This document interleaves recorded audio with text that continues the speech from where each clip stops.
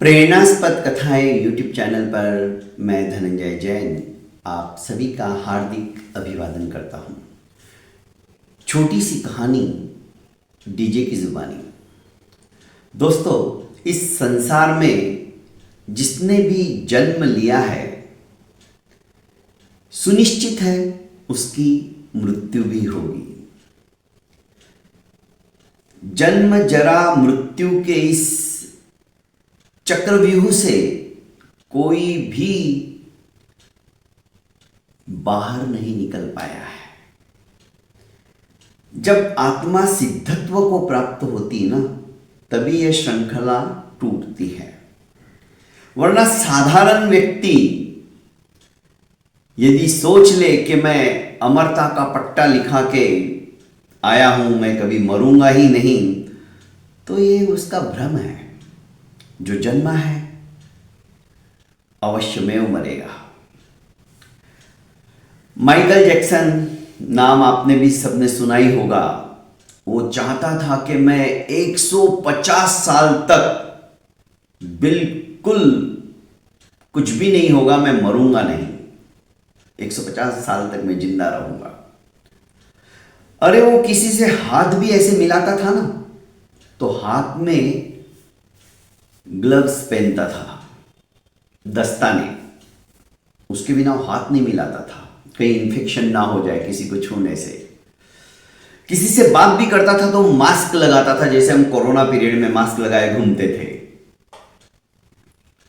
संक्रमण ना हो जाए।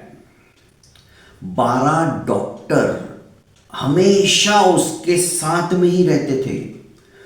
सर के बाल से लेकर पैर के नाखून तक की जांच प्रतिदिन उसकी होती थी। उसका खाना भी लेबोरेटरी के अंदर चेक किया जाता था और उसके बाद ही वो खाता था। माइकल जैक्सन अश्वेत था, काला था। फलस्वरूप उसने 1987 में प्लास्टिक सर्जरी करवा ली, पूरे बॉडी की प्लास्टिक सर्जरी की, और वो अश्वेत से श्वेत हो गया, मतलब काले से गोरा हो गया। उसकी त्वचा एकदम जैसे गोरे लोगों की होती वैसी हो गई थी। उसने अपने काले माँ बाप और अपने दोस्तों को भी छोड़ दिया।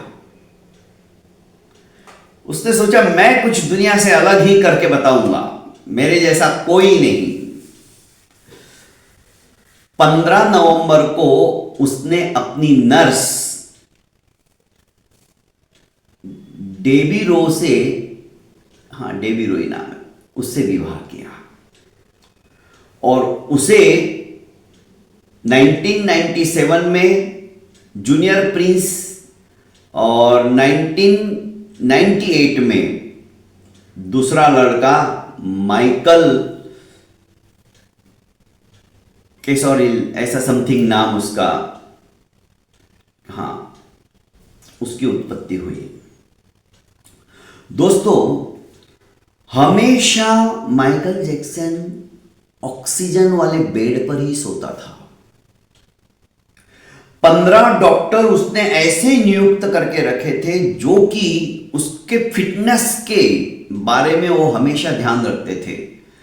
उसे कौन सा व्यायाम करना चाहिए, जैसे आजकल जिम के अंदर हमें ट्रेनर जो रहते हैं वो प्रशिक्षित करते हैं कि आपके बॉडी के हिसाब से, आपके बॉडी स्ट्रक्चर के हिसाब से आपको ये व्यायाम सूटेबल है, ये व्यायाम आपको नहीं करना चाहिए, आदि आदि। वैसे उसने 15 लोगों की नियुक्ति की थी जो उसको फिटनेस के बारे में ज्ञान देते थे। यहां तक कि दोस्तों उसने डोनर भी तैयार कर लिए थे इस तरह के, जो कि किसी भी अंग प्रत्यंग की क्षति हो जाए, जैसे किडनी फेल हो जाए, तो किडनी देने वाला भी उसको एडवांस में पैसे देके हमेशा अपने साथ रखता था। हर महीने की भी अलग से उसको तनख्वाह जैसे मिलती थी। ब्रेन ट्यूमर हो गया, ब्रेन हेमरेज हो गया, कोई भी बीमारी यदि उसे हो जाए और उसका अंग प्रत्यय निकाल कर दूसरा डालना पड़े तो उसके लिए भी वो तैयार था। मतलब उसने सारी सुख सुविधाएं तैयार करके रखी थी। पर दोस्तों, कितना भी कर लो, लिखितमपि ललाटे प्रोज्झितुम कः समर्थ, जो भाग्य के अंदर लिख दिया गया है ना, उसको मिटाने वाला कोई नहीं है, चाहे लाख उपाय कर लो। 25 जून 2009 के दिन 50 साल भी पूरे नहीं कर पाया था ये, और चला गया। सारे डॉक्टर धरे की धरे रह गए, कोई उसे बचा नहीं पाया। दोस्तों, उसका लाइव ब्रॉडकास्ट गूगल वगैरह के अंदर देखने के लिए उस समय में 2.5 करोड़ लोगों ने ब्लॉक कर दिया था। इतना ट्रैफिक ज्यादा हो गया था गूगल के ऊपर भी, गूगल, इंस्टाग्राम वगैरह वगैरह सब कुछ ब्लॉक हो गए थे। कम से कम 2.5 घंटे तक गूगल भी स्टक हो गया था। लाइव देखने वालों की संख्या इतनी ज्यादा बढ़ती चली जा रही थी। ये सब कुछ होते हुए दुनिया को बदलने की सोचने वाले भी इस मौत से छुटकारा प्राप्त नहीं कर पाए। दोस्तों, क्यों करते हो गुरूर अपने 4 दिन के ठाठ पर? क्यों करते हो गुरूर अपने 4 दिन के ठाठ पर? मुट्ठी भी खाली रहेगी जब पहुंचोगे घाट पर। जब हम घाट पर पहुंचेंगे ना, 4 के कंधों के ऊपर, तो हमारी ये मुट्ठी है वो भी खाली हो जाएगी। जब हम पैदा होते हैं ना, तो देखना बच्चा ऐसे मुट्ठी बंद करके पैदा होता है। कोई भी बच्चा, हम उसकी मुट्ठी ऐसी खोलते तो वापस वो बंद कर लेता है। वो कहता है कि मैं तुम्हारे भरोसे नहीं आया हूं, मैं अपना भाग्य खुद लेके आया हूं। पर जब अपने भाग्य के, अपने कर्मों के अनुसार वो भोग लेता है, यही मुट्ठी, बंद मुट्ठी खुल जाती है। खाली हाथ व्यक्ति को जाना पड़ता है। तो दोस्तों, चंद दिनों के हम मेहमान हैं।